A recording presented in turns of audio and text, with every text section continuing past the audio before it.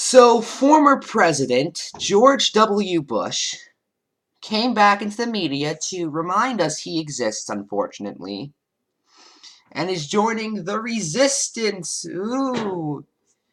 And is going to become an active critic of Donald Trump. For the record, I am not going to ever support this man. Ever. I refuse on principle. I could go on. I could talk about how George W. Bush is a war criminal who tortured tons of innocent people. And, and caused an economic collapse and which is a disaster on every account as a president. But I'm just going to read what Mediaite has to say about this. Former President George W. Bush delivered a speech on Thursday where he railed against bigotry. Just a reminder, this is the man who basically won in 2004 off of a good amount of homophobia. He tried to push a constitutional amendment to ban gay marriage. Rampant nationalism that won him a 90% approval rating. And the forces of partisan division that threaten to tear this country apart. You see, no, that we can't be divided. Because when we're divided, great people like me can push our agendas. And those agendas typically include bailing out Wall Street and causing economic collapses, and going into illegal wars against countries that didn't attack us, and then staying there for far longer than we intended, well, than we were told we intended, and then telling people there's a lot of oil in Iraq while denying it's about oil, etc., etc. Oh my god, this is the New York Times article all over again. I'm 2 minutes into the video and I've only talked about the first paragraph. As Bush acknowledged America's challenges in his New York address, he expressed concern about the spread of native isolationism. Of course he did, and I'm not playing the full speech. It's 9.5 minutes. I may do a video on it tomorrow or something, but I'm not playing it right now. Nativist isolationism. I mean, the oil doesn't flow when we're isolated.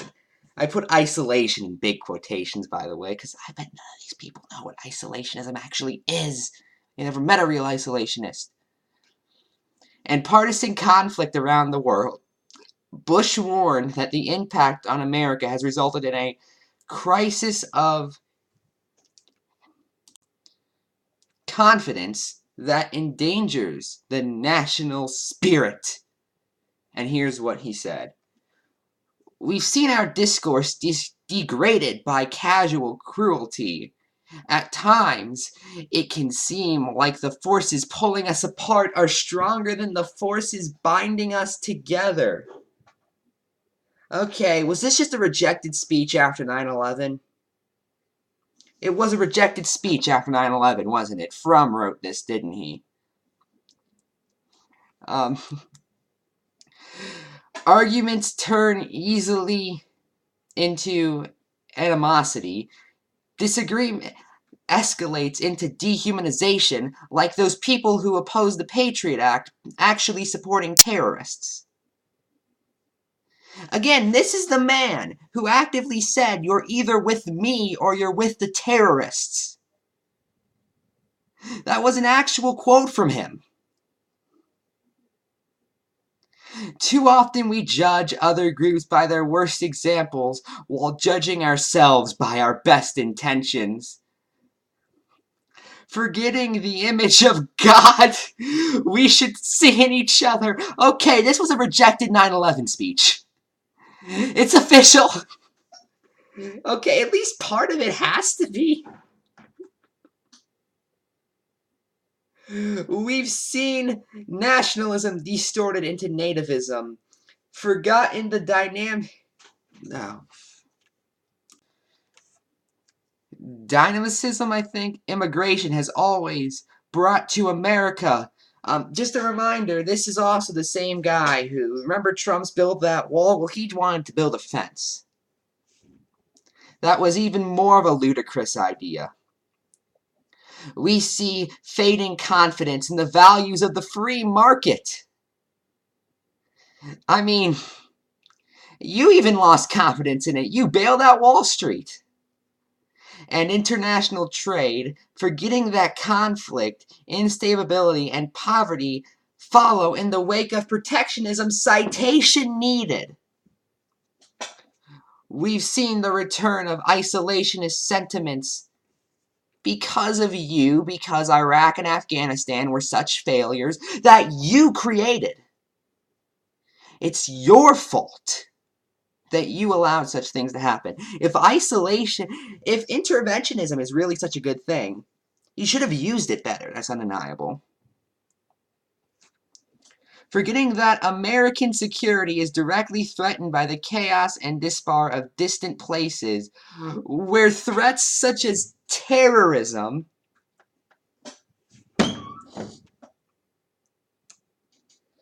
Okay, so I see Bush has not updated his writing style at all since early '09.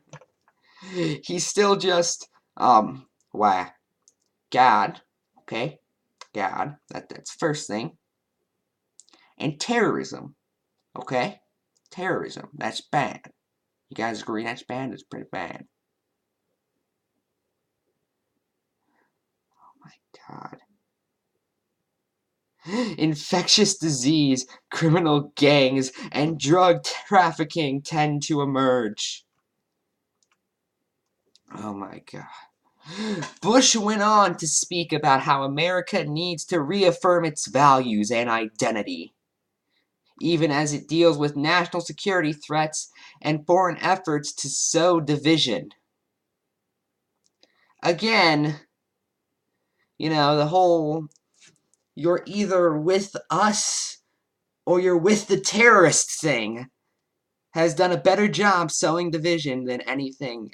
And for that matter, George W. Bush wants to talk about how bad division is. He was one of the few presidents to hit a 90% approval rating. I think he had the highest approval rating in all American history at one point, specifically because of 9/11.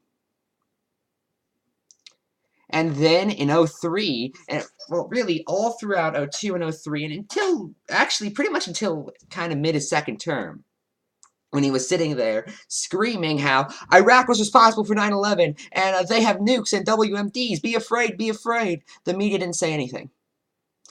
Everyone went along with it. He knows nothing about dealing with division.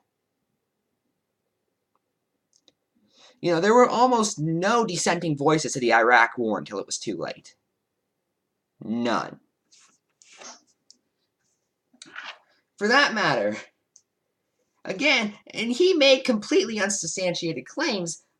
I think it was Rice. He was one of Bush's buddies. I think it was Rice. It might have been someone else. Had flour and was saying, oh, Iraq has an anthrax bomb never found. And yet that claim still got believed constantly. This man knows nothing about the vision. The former president also spoke of the importance that America maintains its global leadership status. Again, his writing style hasn't changed. By comforting international challenges and adapting a socio-economic change. Being American involves the embracement of high ideals and civil responsibility, said Bush. This means that people of every race, religion, except those Muslims, and ethnicity can be fully and equally American. It means that bigotry, except for the ones that helped you win in '04, or white supremacy in any form is blasphemy against the American creed. Oh my God. People are buying into this. People are buying into this. Earlier this week, Senator John McCain struck a similar tone when he gave a speech warning against the spread of half-baked, spurious nationalism.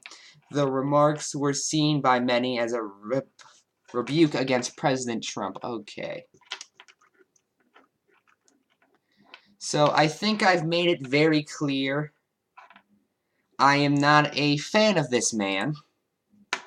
I refuse to be a fan of this man. He has done too much as a former. He did too much when he was a president for me to actively say I support this man in anything. You're against Trump. Congratulations. Here's your clap.